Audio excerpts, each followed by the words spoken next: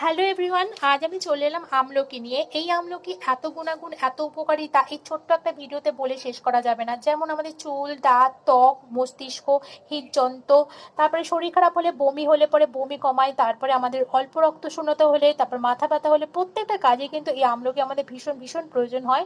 চলো আজকে আমি কিভাবে চাটনিটা করলে এরকম ভাবে চাটনি করে খেলেও কিন্তু তোমরা ভীষণ উপকার পাবে। আমি কিন্তু 10খানা আমলকি নিয়ে ভালো করে সেদ্ধ করে জল দিয়ে ধুয়ে নুন আর হলুদ মাখিয়ে রেখেছিলাম। আর তারপরে আধ ঘন্টা তারপরে কড়াইয়ের মধ্যে তেল আর একটু মৌরি, একটু সর্ষে, একটা শুকনো লঙ্কা দিয়ে ভালো করে একটুখানি এই আমলকিটা ভেজে নেবে, তবে খুব বেশি ভাজবে না। তারপরে পরিমাণ মতো তোমরা নুন দেবে, আর আমি মিষ্টির বদলে সুগার ফ্রি দিয়েছিলাম, তোমরা কিন্তু মিষ্টি মানে চিনি দিতে পারো।